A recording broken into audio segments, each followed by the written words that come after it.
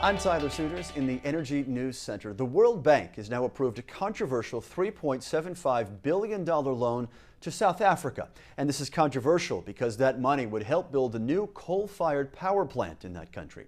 The proposed Medupi Power Plant would be a 4,800 megawatt supercritical facility, a massive structure located a few hours' drive north of Johannesburg and located very close to the coal mines that would provide supply.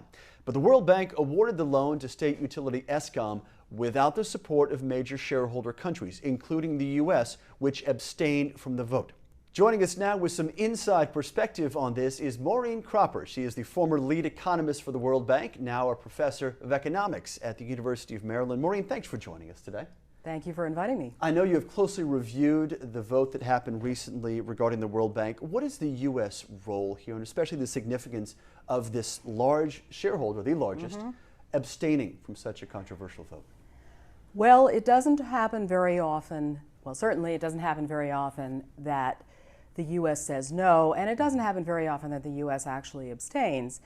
I think the tension here is between a country that is really trying itself, the U.S., to implement a climate change policy and really believes that when it comes to a project like this, which will have a significant impact, at least within South Africa, on carbon emissions, that it's really not appropriate to approve this. So it is something that is quite unusual. Whether it's appropriate or not for the U.S. to have done that is another question, which perhaps we can discuss. South Africa, Maureen, is one of the few countries that signed on originally to the Copenhagen Accord, negotiated in large part by President Obama himself. Is the controversy here country-specific, so to speak, that if this weren't South Africa, if this were a smaller developing nation, maybe a coal plant wouldn't be so significant? Well, I think if a plant of this size were being funded by a bank loan, I think there would be similar pressure, quite frankly. I think it's both the size of the plant and the fact that it's a coal plant, not just that it's South Africa. I think this would bring a similar reaction from the United States if it were a similar sized loan and a similar sized plant in another country. Interestingly enough, just last year we were covering an EESI event here in Washington called International Public Financing of Coal in a Carbon-Constrained World, and Warren Evans, who is the World Bank's Director of Environment, discussed the importance of energy for developing countries specifically. It's the ability of countries to get out of poverty. It's very difficult for factories and for businesses to grow economically and for the country to grow economically if they don't have reliable energy. So it's not just the access agenda. And in India alone, you have 300 million people without access to modern electricity. But it is also about being able to run your factories and your cities and so on. Okay, Maureen, that said, does reliable energy then supersede the need for clean energy when the World Bank considers loans like this?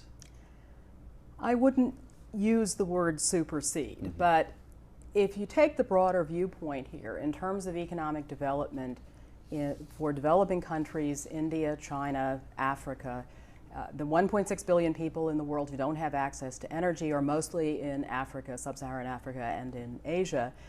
And there is going to have to be reliance on coal reserves because these are an inexpensive, relative to other sources, source of energy. And when you think about development, it's really impossible to imagine it without people having access to electricity, individuals, firms, and so forth. And so this is, from a development perspective, something that's really, really important. From a climate change perspective, you do have to put this in the context of an agreement where you would want to be stabilizing world carbon emissions, but presumably you would have the total emissions, the absolute emissions of developing countries still increasing for the next 20 or so years before they stabilized. And you would also want to have opportunities where, in cases where it's cost effective to use hydropower or natural gas instead of coal, you would want to try to encourage those projects. And in fact, you would want ideally, I think, for wealthy countries to pay for some of that. Final question for you regards a graph that Warren Evans brought out at that very same discussion, and it shows World Bank Group energy lending from 2003 to 2008, those fiscal years. 9% of the overall energy lending went to the coal sector. And then what I find even more interesting, 60% of that total then went to coal generation itself. And you made the point as we were talking about this a little earlier today that this is important because the World Bank still gets to have a say in these kinds of policies, whereas if it went clean energy only, it's removed from the discussion entirely. I think that's definitely the case. I mean, the World Bank has a set of principles in terms of whether they should actually support a coal-fired power plant, and it does have to do with the cost of other sources of energy. It has to do with the development impacts of this, the poverty impacts. It also has to do with the issue of whether at the same time you're trying to support renewable sources, which of course the small part of this loan does. And I think that if you take the easy way out, which is to say, well, we just are not going to lend at all for coal-fired generation, really you can't be part of the dialogue, and I think that's really important for the bank to do. Maureen Cropper is former lead economist for the World Bank, now with the University of Maryland here in the Washington, D.C. area. Maureen, a pleasure. Thanks for being with us today. Thank you. And thank you as well for joining us. I'm Tyler Suiters, and you're watching Clean Skies Now.